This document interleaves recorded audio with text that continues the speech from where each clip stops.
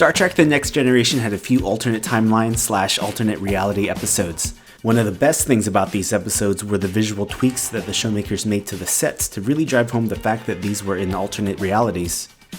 This video is about the various changes made to the Enterprise D bridge set for these episodes. We're going to go through each one to see what exactly was updated from the standard bridge. Okay, on we go.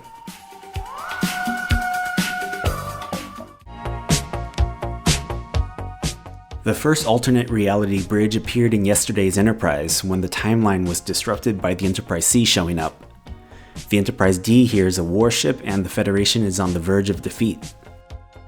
The first and most obvious update is the lighting. The overhead dome, which is normally lit white, is now blue. The blue lighting scheme was used from time to time in the regular Prime timeline, usually when the ship was at red alert or on auxiliary power. The only on-camera light source are the overhead lights along the aft consoles. The area inside the crescent wooden arch where the command chairs usually are is raised. They removed the two side chairs and built a platform so that the floor is on the same level as the floor where the guy in the silver suspenders is standing. This allows Picard to do this sick vaulting maneuver to get to the tactical station. No stuntman either. In front of the captain's chair are stairs leading down to the two front console stations in their usual lower positions. This puts the captain 4 steps above them. Given how much people are tossed around during space battles, and the fact that there aren't handrails, this is just an accident waiting to happen. Maybe, and it's just possible, this is why they're losing the war.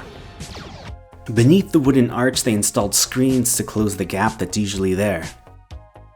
When you look at the sides of the bridge, new console stations were added to each side. Usually the side walls look like this.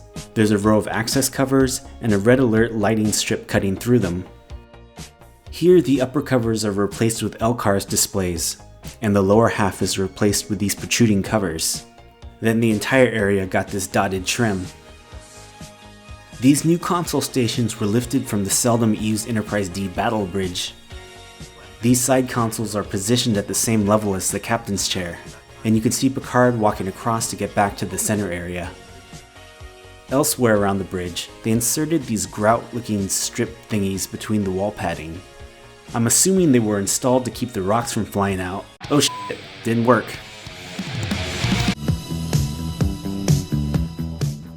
The next alternate timeline version of the Enterprise D bridge was in future Imperfect. It's really an illusion created by a lonely alien instead of an actual alternate reality, but whatever. This illusion is supposed to depict the Enterprise bridge 16 years into the future. The front of the wooden arch pedestal, which by this point in the series looked like this, was embellished. The shapes were colored in with this dark tan color, and a thin black and white strip across the top. And the wooden arch itself gets a brown accent line along the top edge. Above the aft consoles, the bulkheads have these orange squares colored in. Normally, these are just square outlines. Moving to the doors, they get this parallel strip design, along with new door labels with white backgrounds. Along the walls, the redressing pieces from yesterday's Enterprise were reused. It has the LCARS display on top and the protruding access panels below, though this time they're painted tan. Okay, on to the next one. The third alternate reality bridge appears in the episode Parallels. This is the one where Prime Timeline Worf hops between parallel realities. This episode featured 2 slightly different bridges.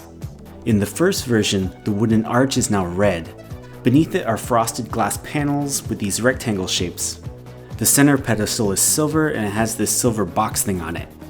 The center area is raised again. As you can see, the captain's chair is now slightly elevated. The armrests and back inset are now red too.